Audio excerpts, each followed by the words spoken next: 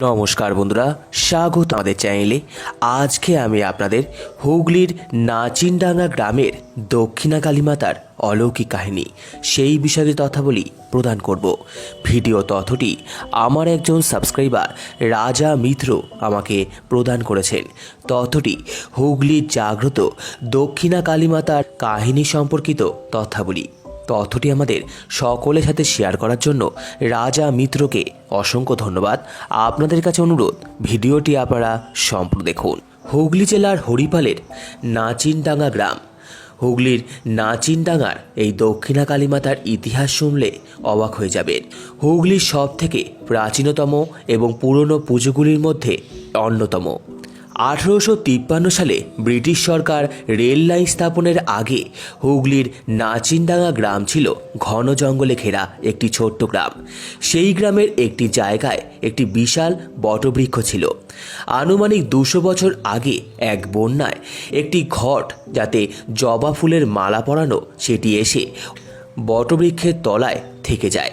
এবং অবাক করা ঘটনা হচ্ছে, বন্যায় সব কিছু তলিয়ে গেলেও বটবৃক্ষের নিচে থাকা মায়ের সেই ঘরটি ভেসে যায়নি। সকলে ভেবেছিল যে মায়ের ঘরটি হয়তো বন্যায় ভেসে গেছে, কিন্তু সকলে এসে সবাই এক অলৌকিক ঘটনা দেখে যে মায়ের ঘরটি সেই বটবৃক্ষের তলাতেই স্থাপন হয়ে আছে। ঠিক তখনই 1853 সালে ব্রিটিশ সরকার রেল লাইন স্থাপন করার কাজ শুরু করে এবং হাওড়া থেকে বর্ধমান লাইনের কর্ড লাইনের কাজ সময় ঠিক মায়ের বটবৃক্ষের কাছ দিয়ে রেল লাইন স্থাপনের কাজ শুরু করার নির্দেশ দেয়। মা তখন অনেকভাবে বাধা দেয়, কিন্তু ব্রিটিশ সরকার জোর করে মায়ের বটবৃক্ষে আঘাত করে। ঠিক সেই সময় সেই ব্রিটিশদের মৃত্যু হয় এবং তারা সিদ্ধান্ত নেন যে ওখান থেকে 100 হাত দূরে রেল লাইন স্থাপন করবে। এবং এক ব্যক্তি কঠিন রোগে আক্রান্ত হয়ে কালীঘাটে মায়ের পুজো দিতে যায় বলে মনস্থির করেন। ঠিক তার আগের দিন রাত্রিবেলায় মা তাকে স্বপ্নাদেশ দিয়ে জানান যে নাচিনডাঙ্গা গ্রামে আমি এক জায়গায় প্রতিষ্ঠিত হয়েছি, সেখানেই আমার পুজো দে। এবং তার কঠিন ক্যান্সার রোগ ভালো হয়ে যায়। তারপর থেকেই মাকে করাল বদনে মহাকালী রূপে আরাধনা করা হচ্ছে। রঘু ডাকাত এবং আরও ডাকাতির দল এই মাকে পুজো দিয়ে তারা ডাকাতি করতে যেত। এখানে হুগলি তো বটেই, হুগলির বাইরে পশ্চিমবঙ্গ ছাড়াও সারা ভারতবর্ষের লোক এই মায়ের পুজোয় অংশগ্রহণ করেন। মায়ের বিশেষ পুজো হয় কার্তিক মাসে দীপান্বিতা অমাবস্যায় এবং মায়ের মন্দির প্রতিষ্ঠার দিন বিশেষ পুজো অনুষ্ঠিত হয় বৈশাখ মাসের শেষ মঙ্গলবার। এছাড়াও প্রতি শনিবার এবং মঙ্গলবার এবং প্রত্যেকটি অমাবস্যায় মায়ের বিশেষ পুজো অনুষ্ঠিত হয়। অগণিত ভক্তগণ মায়ের কাছে আসেন তাদের মনস্কামনা পূরণের আশায়। সারা বছর ধরেই মায়ের কাছে ছাগল বলি হয়। বর্তমানে এই পুজো অনেক বড় বড় উৎসবকে টেক্কা দেয়।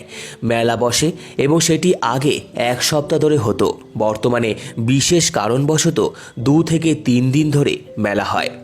মা এখানে খুবই জাগ্রত। শুধু সনাতন হিন্দু ধর্মের মানুষই নন, অন্য ধর্মের মানুষরাও মাকে ভক্তি শ্রদ্ধা করেন। এখানে মায়ের বিগ্রহ এনে পুজো করা হয় না, মায়ের ঘটে পুজো করতে হয়। স্বয়ং মায়ের এটি আদেশ।